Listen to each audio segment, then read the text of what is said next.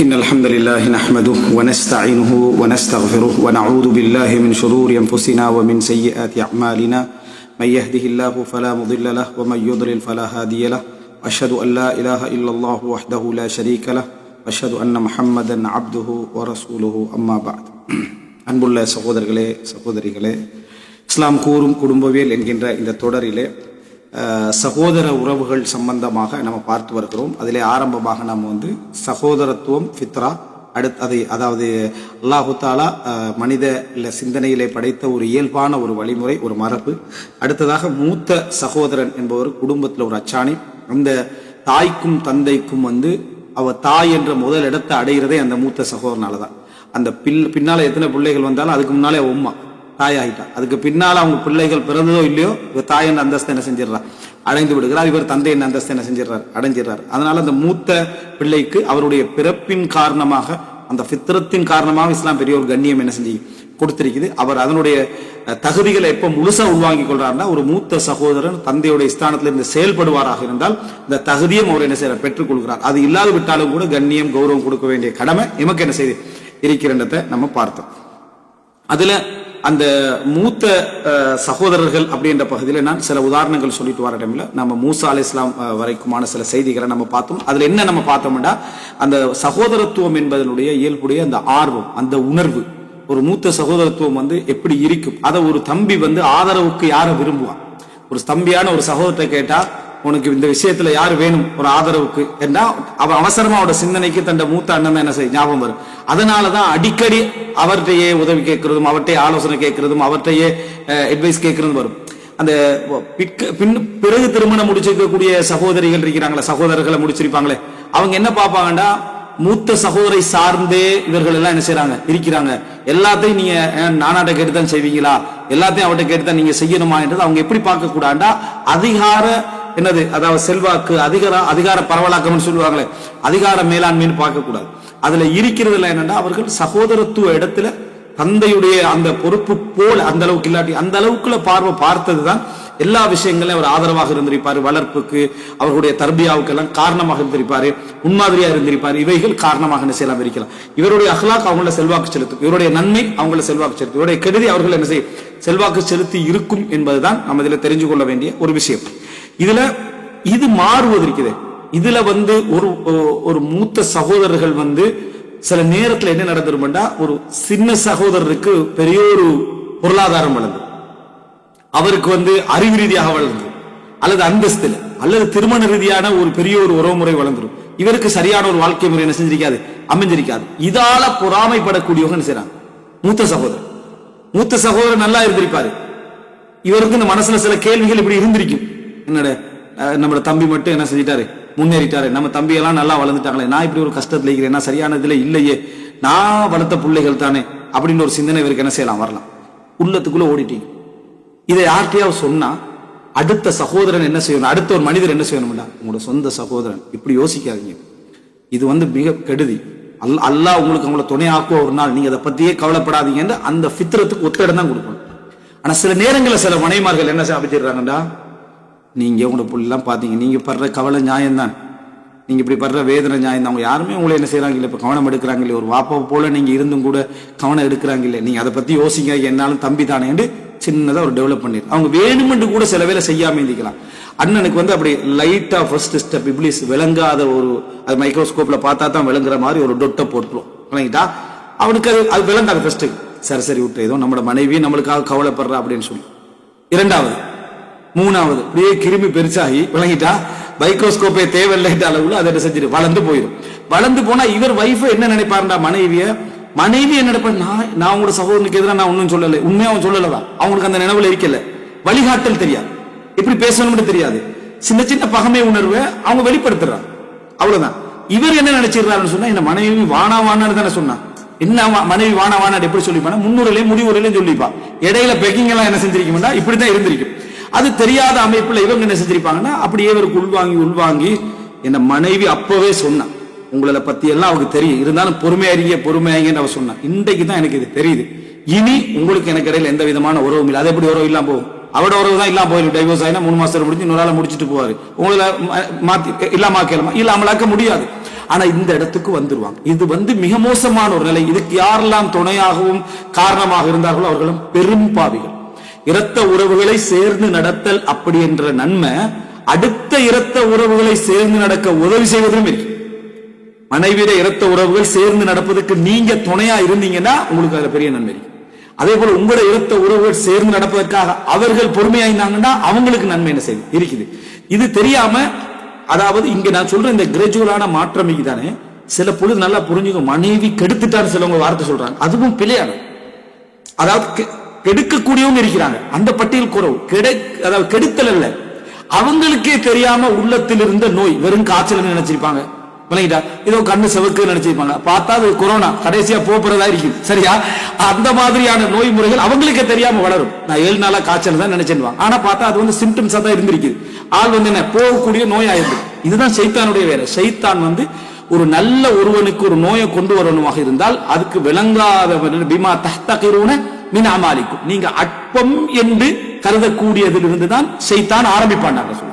அது நீங்க அற்பம் என்று கருதக்கூடியதிலிருந்து சைத்தான் ஆரம்பிப்பான். சிறுக்கு வைக்கணும்னா சிறுக்கு வைங்கன்னு சொல்ல மாட்டான். ஃபர்ஸ்ட்டுக்கு ஒரு பெண்ணை விரும்ப வைப்பா, அவரோட நேசம் வைப்பா, அவளுக்கு இதாப முடிக்கலுமான்னு கேட்க வைப்பா, விளங்கிட்டா? அதுக்கப்புறம் இந்த சரி அப்படி லைட்டா அப்படி சரி முடிச்சிரும், ஏதோ நிர்பந்தம் முடிச்சிரும்னு வந்துருவா. அப்படியே பேத்துட்டு என்னது அடுத்த ஆலயத்துக்கு வணங்க பேத்துருவா. நான் அல்லாஹ் தான் வணங்குறேன், நீயத்து நல்லா இருக்கேன்னு சொல்லி என்ன போயிருவா. அதுக்கு போல பார்த்தா என்ன இது நல்லா தானே இருக்கு, எல்லாமே ஒரு கடவுளுடைய பல வடிவங்கள் தான் போய் சேர்ந்துருவான். அப்ப ஆரம்பிச்ச இடம் அதுதான். அதனாலதான் இப்ராஹிம் அலைஹிஸ்ஸலாம் தன்னை மாணிக்க என்ன துஆ கேட்கிறார், வஜ்னுபுனி வபனி அன் அபுதல் அஸ்னாம், என்னையும் என் பிள்ளைகளையும் சிலை வணங்குவதை விட்டு காப்பாத்து. இப்ராஹிம் அலைஹிஸ்ஸலாம் ஏகத்துவத்துடைய முன்மாதிரி, இஸ்மாயில் அலைஹிஸ்ஸலாம் ஏகத்துவத்துடைய முன்மாதிரி, ஷிர்க் வரக்கூடாதுன்னு நினைச்சாங்க, துஆ கேட்டதை பார்க்கிறோம். அப்ப இந்த வகையில இந்த உறவுகள் என்ன செய்யும், கலையும். கெட்ட மனைவியாக இருந்து கெட்ட கணவனாக இருந்து குடும்பத்துடைய உறவுகளை கலைத்தல் வேறு. நல்லவர்களாக இருந்து கொண்டு அவங்களுக்கே தெரியாம இவர் வேதனை சொல்லுவார். இவர் வேதனையை சொல்ல சொல்ல சொல்ல மூத்த சகோதரன் என்ன செஞ்சு மாறிடுவாருண்டா, சில நேரங்கள் இப்படி நடந்துரும். நீங்க தானே இந்த குடும்பத்தை இவ்வளவு காலமா பாத்துறீங்க, 30-40 வருஷமா பாக்குறீங்க, எல்லாம் செய்றீங்க. வாப்பா இருக்கிற காலத்திலே நீங்க வாப்பா மரணிச்ச பிறகும் நீங்க தான் முழுமையா எல்லாம் செஞ்சு வச்சுக்கிறீங்க. நீங்களும் இப்ப என்ன செய்றீங்க, ஒரு கூலி வீட்டுல இருந்துட்டு இருக்கிறீங்க. அந்த வீட்டை கேளுங்களேன், இந்த மெயினான புள்ள தம்பிமாரெல்லாம் கட்டி தானே இருக்கிறாங்க. தம்பிமாரெல்லாம் வீடு கட்டி நல்லா செட்டில் ஆகிக்கிறாங்க. தங்கச்சி மார்கள் எல்லாம் வீடு கட்டி செட்டில் ஆகிக்கிறாங்க. இந்த வீடு சும்மா தான் இருக்குது. கேட்டா உங்களோட சகோதரன் தரத்தானே போறாங்க, அவங்க இன்னும் வானாண்டா சொல்ல போறாங்க. இதுல விட்டு அவன் இருக்கக்கூடிய சிச்சுவேஷன் சரி வர, அது ஒரு 3.5 மோலா சொல்லுவார், 2வது முறை 3வது முறை 4ஆம் முறை இவர் முன் வச்சுக்குவார்.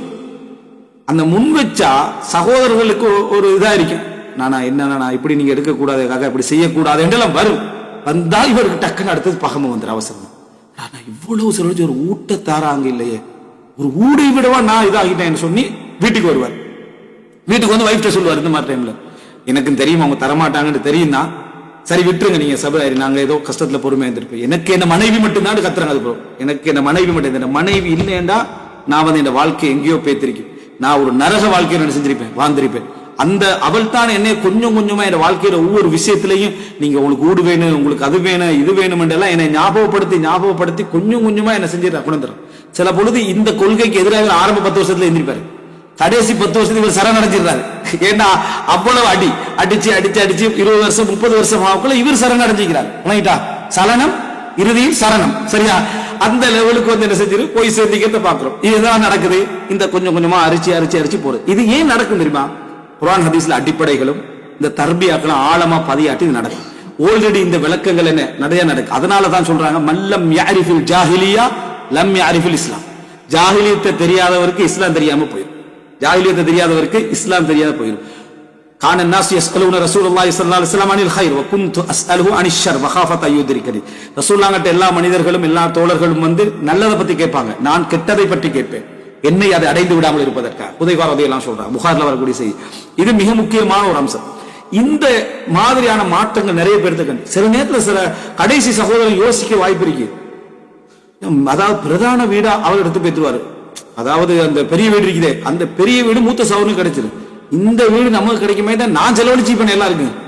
அவ்வளவு பெரிய ஊடாய்க்கும் சொத்தாய்க்கும் சுகமாய்க்கும் கடையெல்லாம் ஒரு 20 வருஷம் 25 வருஷம் செலவழிச்சு செட்டோட அவருக்கு போய் சேர்ந்து எல்லாரும் சேர்ந்து நாங்க சகோதரர் கஷ்டப்பட்டாருக்காக நாங்க கொடுத்தோண்டு. இவங்கெல்லாம் எங்க பாத்தீங்கன்னா ஒரு சாதாரண ஒரு கூலி வீட்டுல அங்கங்க இருந்துட்டு நானா கஷ்டப்பட்டாருன்னு என்னது அதை கொடுத்துருவாங்க. நானா அதை என்னது எங்க பிள்ளை தம்பிமாரெல்லாம் என்ன செஞ்சாங்க, இதை விரும்பி தந்தாங்க அப்படி என்று அவர் ஏத்துக்கிறாங்க. விரும்பி தாரது நிர்பந்தம் ஆயிட்டு, விரும்பித்தான் தந்திருப்பாங்க, ஆனா விரும்பி தார நிர்பந்தம் ஆகிட்டு.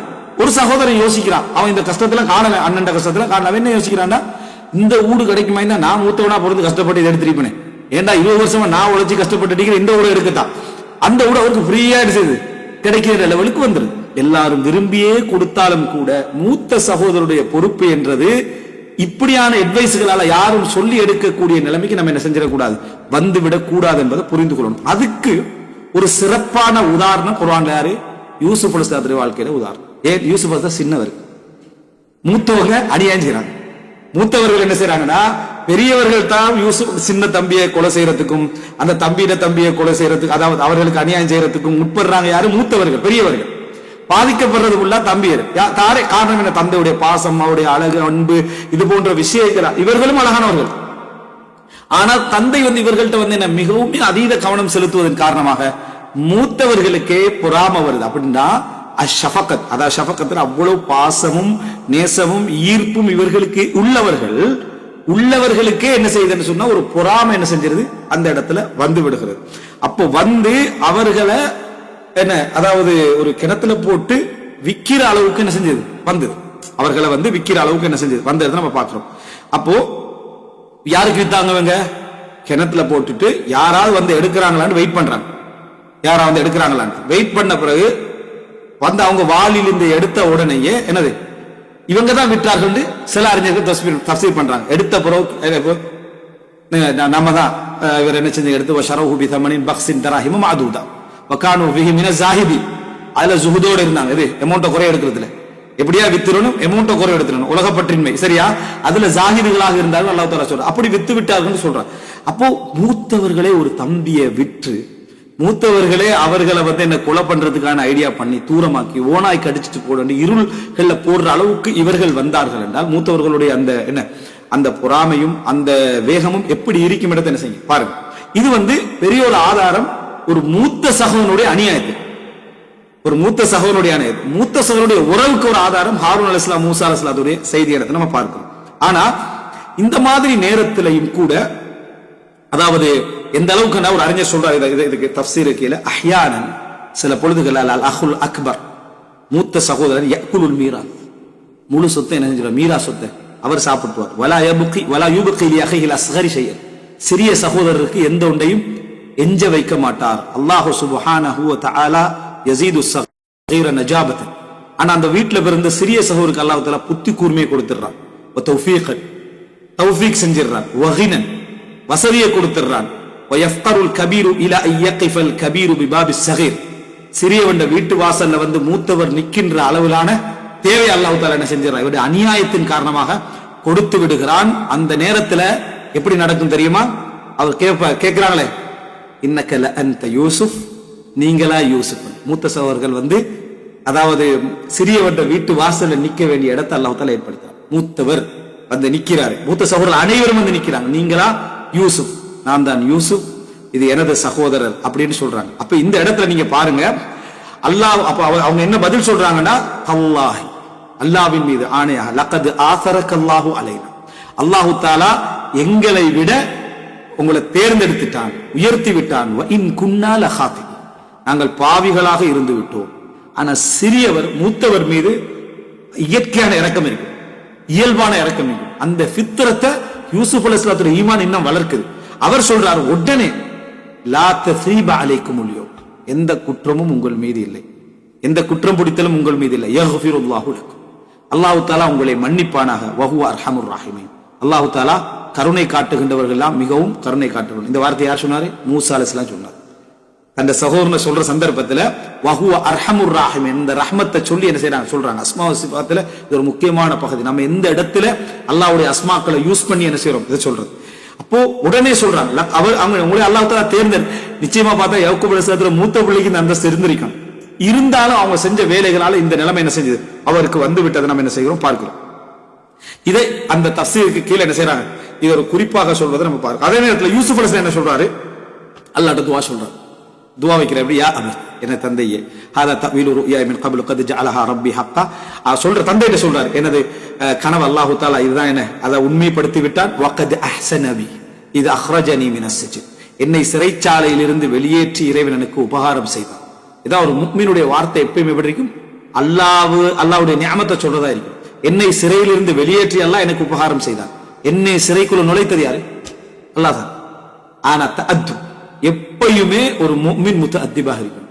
சோதனைகள் வந்தா அதை பாவத்தால வந்துருக்கு, விடுதலைகளும் அருளும் வந்தா அல்லாஹ் எனக்கு அருள் புரிந்திருப்பானது, என்னுடைய இதால ஒண்ணு என்ன செய்யல, கிடைக்கல. அதனாலதான் சொல்றாரு, என்னை சிறையிலிருந்து வெளியேற்றி அல்லாஹ் தாலா எனக்கு என்ன செஞ்சான், ரஹ்மத்து செய்தான். மத்த நேரத்துல நான் தான் சிறையை கேட்டேன், கால ரப்பி சிஜ்னு அஹப்பு இலை, எனக்கு சிறைச்சாலை சிறந்தது இவர்கள் அழைப்பதை விட. ஆனா இந்த இடத்துல என்னை வெளியேற்றவன் யார்? அல்லாஹ். அதனாலதான் என்னது அய்யூப் அலைஹிஸ்ஸலாம் அல்லாஹ்விடத்துல சொல்ற சந்தர்ப்பத்துல ஷைத்தான் என்னை நோயை கொண்டு என்ன செஞ்சிட்டான், தீண்டிட்டான். இப்ராஹிம் அலைஹிஸ்ஸலாம் சொல்ற நேரத்தில் இப்ராஹிம் அலைஹிஸ்ஸலாம் என்ன சொன்னாரு? அல்லாஹ் தஆலா எனக்கு உணவளிக்கிறான், குடிக்க தருகிறான், என்னை உயிர்ப்பிக்கிறான், மரணிக்க செய்கிறான், நான் நோய்வாய்ப்பட்டால் என்னை குணப்படுத்துகிறான், அவன் என்னை நோய்வாய்ப்பட வைக்கிறான் என்ன செய்யல, சொல்லல. இதெல்லாம் மிக முக்கியமான அதபான வார்த்தைகள் என்பதை நம்ம புரிஞ்சுக்கணும். அப்ப இதுல வஜாஅ பிக்கும் மினல் பது, உங்களை பதுவில் இருந்து, அதாவது நாடோடியாக நீங்க வாழ்ந்து கொண்ட பிரதேசங்கள்ல இருந்து உங்களை இங்க கொண்டு வந்தான். என்னையும் என் சகோதரர்களுக்கும் இடையிலும் ஷைத்தான் நஸக், ஒரு குழப்பம் ஏற்படுத்திய பின்னால், குழப்பத்தை யாருக்கு, அதாவது ஷைத்தானின் பக்கம் யூசுப் என்ன செய்யறார், சேர்க்கிறத பார்க்கிறோம். ஏன்னா தித்தரத்தாக நாங்க ரெண்டு பேரும் சண்டை பிடிச்சிருக்க கூடாது, ஆனா ஷைத்தான் இந்த வேலையை பார்த்துட்டான். ஆனா எப்படிப்பட்ட பகைமைக்கு சொல்றாரு, 40-50 வருட பகைமையை பத்தி யூசுப் அலைஹிஸ்ஸலாம் முடிச்ச அந்த முடிப்பை பாருங்க. அந்த ஃபித்ராக்கு கொடுத்த கண்ணி அல்லாஹ், இந்த ஃபித்ரானா என்னது, அல்லாஹ் வச்ச அந்த ரஹம், அந்த உறவுக்கு யூசுப் அலைஹிஸ்ஸலாம் கொடுத்த கண்ணியம். இன்ன ரப்பி லத்தீஃபுன் லிமா யஷா, அல்லாஹ் தன் நாடியவற்றை நுட்பமாக செய்து முடிப்பதற்கு சக்தி உள்ளவன். அதனால அல்லாஹ் தஆலா எந்த அமைப்புல கொண்டு போய் கண்டிக்கிறான் யாருக்கும் நமக்கு லுத்துஃப் விளங்க. லுத்துஃப்னு சொல்றது மா தக்க வ ஹஃபின்னு சொல்லுவாங்க. அப்படி அது விளங்காது, மிகவும் நலிந்து மறைந்திருக்கக்கூடிய ஒன்றுக்கு தான் அதை என்ன செய்வாங்க, சொல்லுவாங்க. இன்னஹு ஹுவல் அலீமுல் ஹக்கீம், அல்லாஹ் தஆலா அறிந்தவன், ஞானமுடையவன். அப்போ உலகத்துல இது ஒரு இயல்பான விஷயம். இந்த மாதிரி அதாவது இயல்புக்கு மாற்றமான விஷயம். இந்த மாதிரி அதாவது மூத்த சகோதரர்கள் பகமையாக நடந்த சம்பவங்கள் வரலாற்றுல நம்ம சொல்லக்கூடிய பார்க்கிறோம் சொன்னா, முஹம்மது பின் அப்துல் வஹாப் ரஹிமஹுல்லாஹ், முஹம்மது பின் அப்துல் வஹாப் ரஹிமஹுல்லாஹ் அவர்கள் ஒரு மிகப்பெரிய தௌஹீத் பிரச்சாரத்தை திர்ஐயால உயைனா பிரதேசங்கள் எல்லாம் என்ன செய்யறார், எடுக்கிறார் ரியாதுல. இதுக்கு முதல் எதிரியாக இருந்தது யார் தெரியுமா, சுலைமான் இப்னு அப்துல் வஹாப். முதல் எதிரியாக இருந்தவர் சுலைமான் இப்னு அப்துல் வஹாப். இவர் ஒரு புத்தகம் எழுதினார், ஃபஸ்துல் ஹிதாப் ஃபிர் ரத்தி அலா முஹம்மது இப்னு அப்துல் வஹாப். அதாவது முஹம்மது பின் அப்துல் வஹாபுக்கான மறுப்பு சொல்லி மூத்த சகோதரர் ஒரு புத்தகத்தில் எழுதுறார், சுலைமான் இப்னு அப்துல் வஹாப். இந்த சுலைமான் இப்னு அப்துல் வஹாபுடைய அந்த புத்தகங்களை இந்த வரைக்கும் என்ன செய்வாங்க, சூஃபியல் பிரிண்ட் பண்ணி கண்டிப்பாங்க. பாருங்க, அவட சகோதரனே ஏத்துக்கல. அப்ப ஆதரவாக இருக்க வேண்டிய மூசா அலைஹிஸ்ஸலாத்துக்கு ஹாரூன் அலைஹிஸ்ஸலாம் ஆதரவு வைக்கிறார். இந்த ஆதரவு தன்மையை இழக்கிறது என்றது எவ்வளவு பெரிய ஒரு நிலை. உண்மையா ஆதரவாக இருக்க வேண்டியவர் எதிராக இருந்த இடத்தை பார்த்தோம். சுலைமான் இப்னு அப்துல் வஹாபுடைய வரலாற்றை பார்க்கிறோம். இப்படி எதிராக இருந்த சம்பவங்கள் அப்படி என்று சொல்லி அப்பப்ப ஆங்காங்கே நம்ம பார்க்கலாம். இதெல்லாம் இயல்புக்கு முரணான ஒரு நிலை என்பதை நம்ம புரிந்து கொள்ள வேண்டும். மூத்த சகோதரத்துவம் என்பது உண்மையிலே ஒரு தந்தை போன்று தன் தம்பிகளுடைய உறவை பார்க்கக்கூடிய ஒரு அம்சம். ஏன்னா அவனுக்கு பிறகுதான் அந்த பிள்ளைகள் எல்லாம் பிறக்கும். சில பொழுது இவனுடைய வளர்ச்சி கூட எப்படி இருந்துக்கும்னா, ரெண்டாவதா காண்ற அளவுக்கு இருந்து இவன் ஒரு 10 வயசு வரைக்கும் தம்பி பிறக்க வாய்ப்பு இருக்கு. அப்ப இவன் அது ஒரு தந்தையுடைய ஸ்தானம் போன்ற உணர்வோடு அந்த பாசங்கள் என்ன செய்யும், வளர்ந்து கொண்டு போகும் என்றதை நம்ம பார்க்கிறோம். வரலாற்றுல நம்ம அப்படியான ஒரு சகோதரத்துவ உறவுல நம்ம பார்க்கக்கூடிய, அதாவது இந்த சம்பவங்களை நான் ஏன் சொல்றேன்னா, அந்த சம்பவங்கள்ல இருந்து அந்த உணர்வுகளை நம்ம அந்த இடத்துல ஒவ்வொரு விதமாக நம்ம என்ன செய்யலாம், புரிந்து கொள்ளலாம். ஏன்னா இந்த தலைப்புடைய நோக்கம் சட்டங்களை படிக்கிறதோட அந்த உறவுகளுடைய அந்த உணர்வுகளை நம்ம என்ன செய்யணும், சரியான முறையில புரிஞ்சு அதை ஒழுங்குபடுத்திக் கொள்றது. இந்த பகைமைகள் எல்லாம் அந்த பகுதியில தான் வருது. சட்டம் தெரிஞ்சிருந்தாலுமே உணர்வு ரீதியான அந்த ஓட்டைகளாலதான் என்ன செய்யுது, சேர்றத பார்க்கிறோம். ஸைத் இப்னுல் கத்தாப் ரலியல்லாஹு அன்ஹு யாரு, உமர் ரலியல்லாஹு அன்ஹு அவருடைய சகோதரர். இந்த ஸைத் இப்னுல் கத்தாப் ரலியல்லாஹு அன்ஹு பத்தி வருகிறது எப்படி என்னன்னு சொன்னால், அவர் உமர் ரலியல்லாஹு அன்ஹுக்கு முன்னாலே இஸ்லாத்தை ஏற்றுக்கொண்டவர். உமர் ரலியல்லாஹு முன்னாலே இஸ்லாத்தை ஏற்றுக்கொண்டவர். அதாவது உஹது யுத்தத்துல நேரத்துல பாருங்க, அந்த உறவுடைய அந்த பலத்தை, உஹது யுத்தத்துடைய நேரத்துல அந்த கவசம் உமர்லாம் சொல்றா, நீ போட்டுக்க அப்படின்னு. ஸைத் இப்னுல் கத்தாப் அப்படி சொல்றாங்க, நீங்க போட்டுக்கங்க அப்படின்னு. அந்த ஒரு சகோதரர்கள்ட்ட ஒரு அம்சம் ஒன்று இருக்கு. 2 விதமான சகோதரத்துவம் இருக்கு. பெரும்பாலும் உணர்வுகளை முன்னுக்கால அப்படியே புகழ்ந்து கொண்டு வழிந்து கொண்டிருக்கக்கூடிய அந்த தன்மைகள் சகோதரர்கிட்ட மிக குறைவாயிருக்கு. ஆனா அந்த உணர்வு முழுமையாக மனசுக்குள்ள என்ன செய்யும், மலைகள் போல அந்த உணர்வுகள் இருக்கும். அந்தந்த சந்தர்ப்பத்துல தான் அது வெளிப்படும். அதாவது பாசம் நேசத்துக்களை வாயால என்ன செய்வாங்க, திருப்பி கொட்டி கொண்டிருக்க மாட்டாங்க. ஃப்ரெண்ட்ஸ்ட கூட அப்படி செய்யலாம். ஆனா சகோதரர்கள் அப்படி கூட வெளிப்படாது, சும்மா கண்டுகொள்ளாம போற மாதிரியே தான் இருக்கும். ஆனா உணர்வு என்ன செய்யும், ஒரு நிரப்பமா இருக்கும். அதை காட்ட முடிந்த சில இடங்கள்ல அவசரமா காட்டுவா சகோதரர். அது பரவாயில்ல, நீ வச்சு ஒரு சின்ன ஒரு வார்த்தை தான் அதுக்கு பின்கால இருக்கு, அதை நீ வச்சுக்க அப்படின்னு ஒரு வார்த்தை இருக்குமா. என்ன காரணமாகனா, நீ இதை பரீட்சை எடுத்திருந்தா கூட எனக்கு பிரச்சனை இல்லை, ஆனா அந்த மாதிரி சொல்றதுக்கு ஒரு மாதிரி என்றதால ஒரு டீசென்டா என்ன செய்வோம், நீ வச்சுக்க பரவாயில்ல அப்படின்னு நம்ம சிம்பிளா சொல்லுவோம். ஏன்னா சகோதரத்துவம் உயிரை கொடுக்கறதுக்கும் என்ன செய்யும், அது தயாராக என்ன செய்யும், பிரிக்கும். ஸைத் இப்னு கத்தாப் உமர்லாம் சொல்றாங்க, நீ வச்சுக்க அப்படின்னு சொல்லி, நீங்க இந்த கவசத்தை போட்டுக்கங்க. அவர் சொல்றாரு, இன்னி உரீது மினஷ் ஷஹாதா மிஸ்லல்லதி துரித். நீங்க ஷஹாதத்துல என்ன விரும்புறீங்களோ அதே ஷஹாதத்தை நானும் விரும்புறேன், நீங்க போட்டுக்கங்க, நீங்க கவசத்தை போடுங்க, நானும் ஷஹாதத்தை அடையணும் நானும் ஆசைப்படுறேன். கடைசியில 2 பேரும் அந்த கவசத்தை எடுக்கல, 2 பேரும் யுத்த காலத்துக்குள்ள நடக்கும். தம்பி தொடாத கவசத்தை நான் எடுக்கல, நான் தொடாத கவசத்தை தம்பி எடுக்கல என்ற அடிப்படையில் என்ன செஞ்சாங்க, அது அதாவது இந்த யுத்த களத்திற்குள் நுழைந்தார்கள் என்பதை நம்ம பார்க்கிறோம். அதாவது எந்த அளவுக்கான ஒரு உணர்வு இருந்திருக்கு, ஷஹாதத்தை எதிர்பார்க்கிறாங்க. ஆனா யாராக இருக்கணும் அப்படின்னா இவர் தான் என்ன செய்யணும், தம்பி போட்டுட்டு போகட்டும் அப்படி என்று சொன்ன இதை பார்க்கிறோம். இது போல நிறைய சதிபுனு, அதாவது சதிபுனு ஹைதமா, சதிபுனு ஹைதமா துண்டு குலுக்கி போடப்படுது. யார் யுத்தத்துக்கு போறது, ஒன்றில் தந்தை போகணும் அல்லது மகன் போகணும்.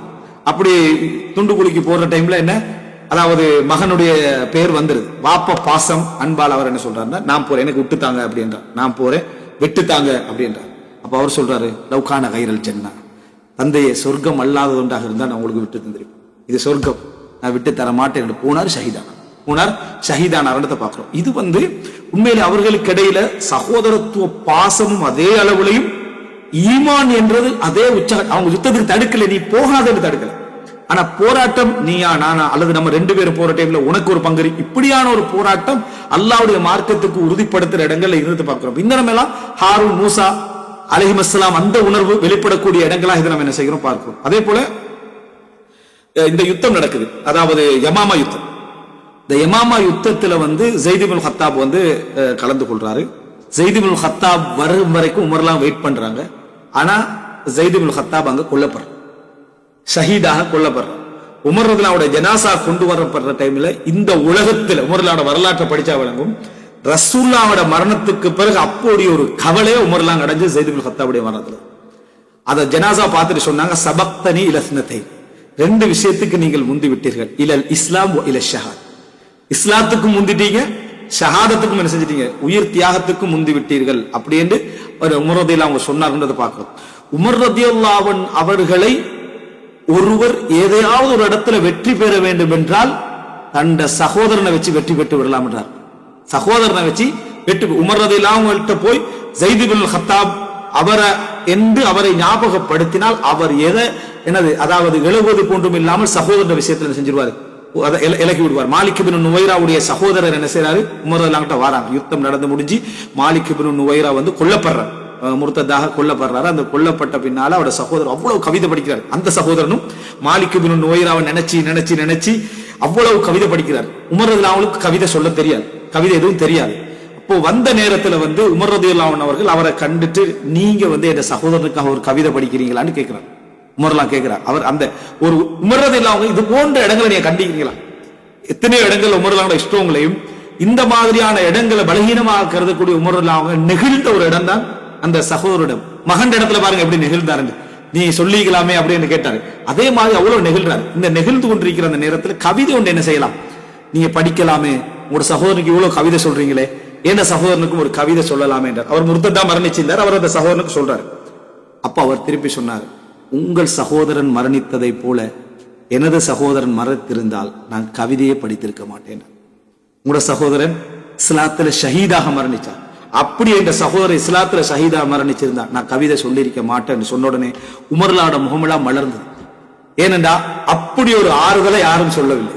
கண்ட சகோதரன் ஷஹாதத்திலையும் இஸ்லாத்திலையும் தீனிலையும் என்ன செஞ்சாரு, மரணித்தார் என்ற ஒரு ஆறுதல் போன்ற ஒரு ஆறுதலை யாருமே என்ன செய்யல, அதாவது சொல்லவில்லை என்பதனால உமர் அவங்களுக்கு அப்படி ஒரு மகிழ்ச்சியாக அந்த இது இருந்ததை நம்ம என்ன செய்கிறோம் பார்க்கிறோம். ஸைத் இப்னு கத்தாபுடைய பிள்ளைகளுடைய விஷயத்துல முழு கவனம் எடுத்தது உமர் இப்னு கத்தாப் ரலியல்லாஹு அன்ஹு. அந்த அளவுக்கான ஒரு இது என்ன செய்து உமர் வரலாற்றில் பார்க்கிறோம்.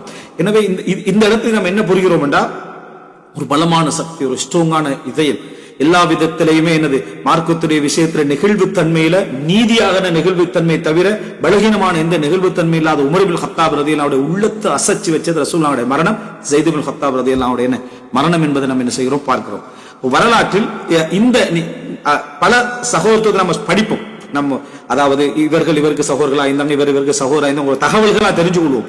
ஆனா அந்த உணர்வு ரீதியான சில படிப்பினைகளை பெறத்துக்கான சில செய்திகளை தான் இந்த இடத்துல என்ன செய்கிறேன் நான் சொல்லிக்கிட்டு.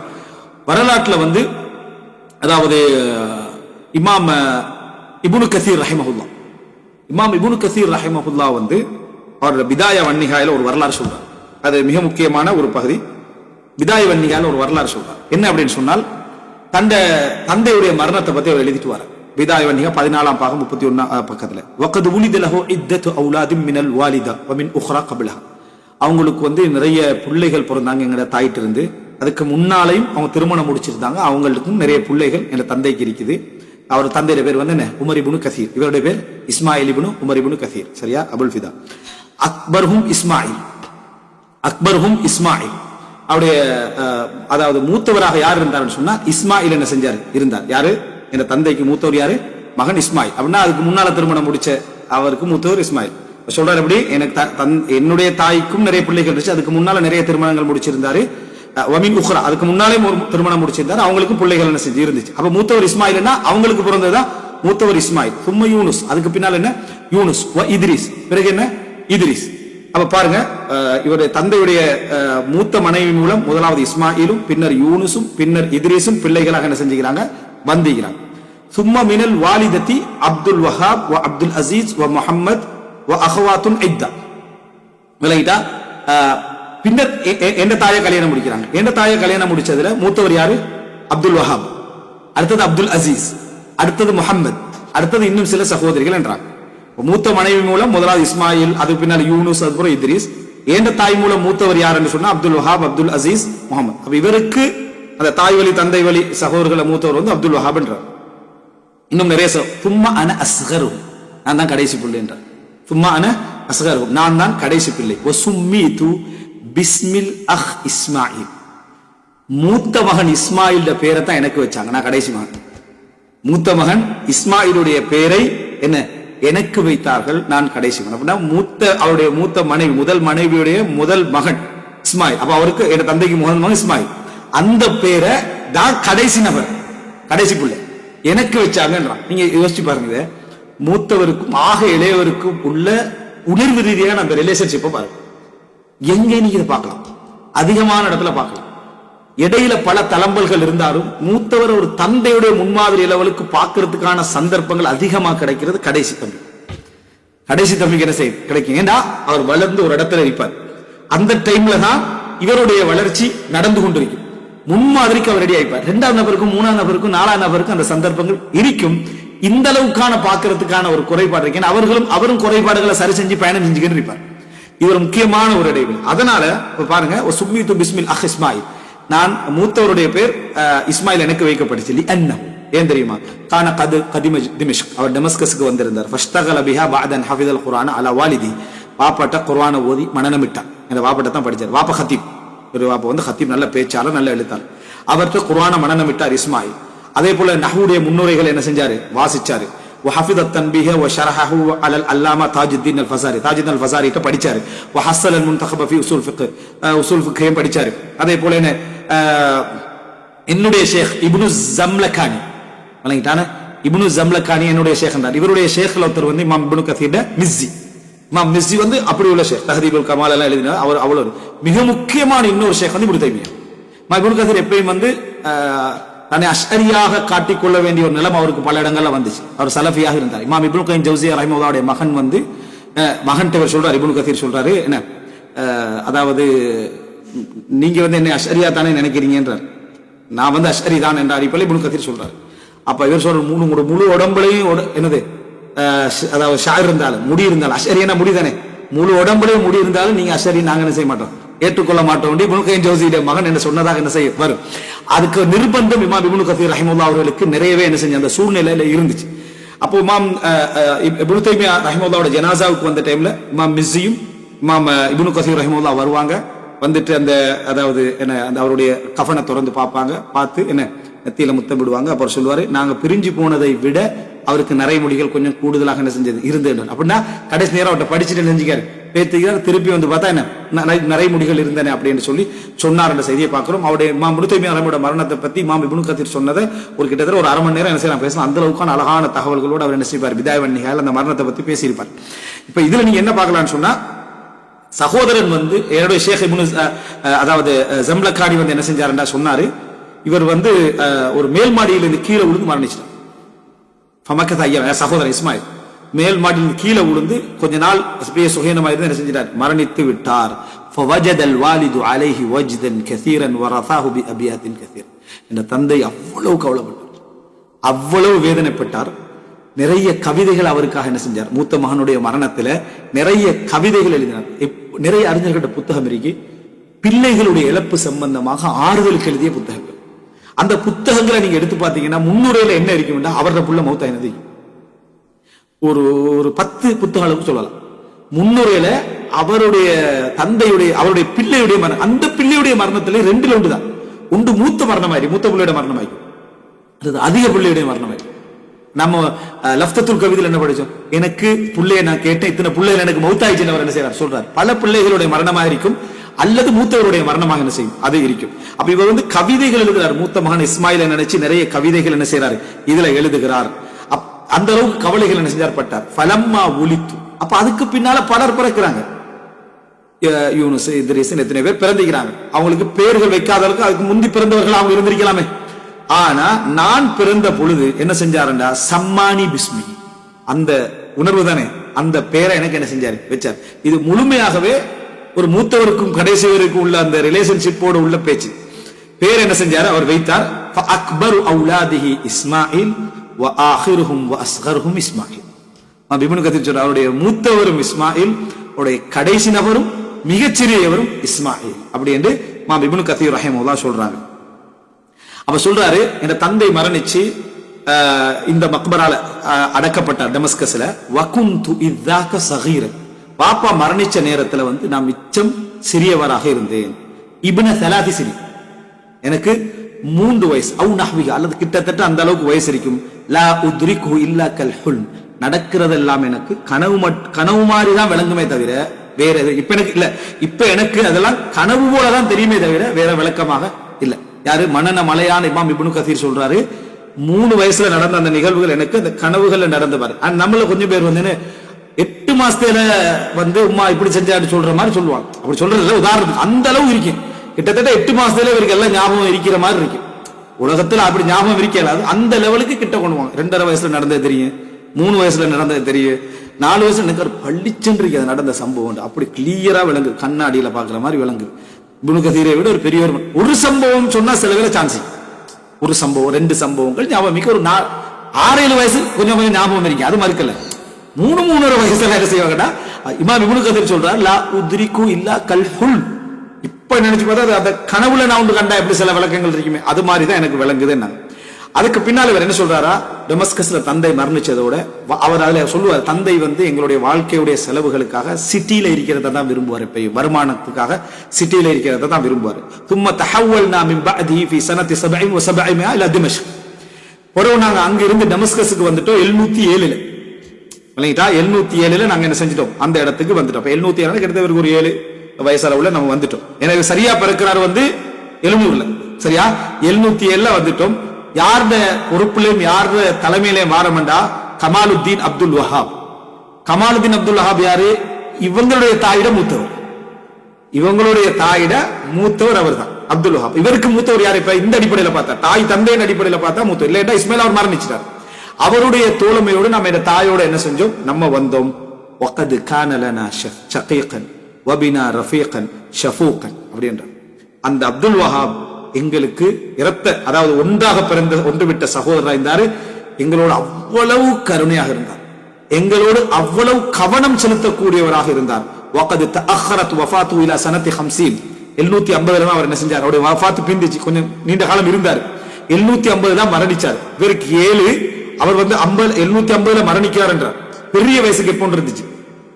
ஃபஷ்தகல்து அலா யதிஹி ஃபில் இல்ம், அவர்ட்ட தான் நான் படிச்சேன். அப்துல்லா அப்படிதான் என்ன செஞ்சேன், நான் படித்தேன். அல்லாஹு தஆலா மின்ஹுமா யஸ்ஸர், அவர்கிட்ட இருந்து எனக்கு அல்லாஹு தஆலா எவ்வளவு கல்வியை என்ன செஞ்சான், இலகுபடுத்தினான். வஸஹல மின்ஹுமா தஅஸ்ஸர், எதெல்லாம் கஷ்டமாயிச்சோ அதெல்லாம் அவர் மூலம் எனக்கு என்ன செஞ்சது, லேசாகிச்சு. வல்லாஹு ஆலம், அல்லாஹ் மிக அறிந்தவர் என்றார். இது டோட்டலாகவே மூத்த சகோதரர்கள் 2 பேரை பத்தி பேசுறாரு.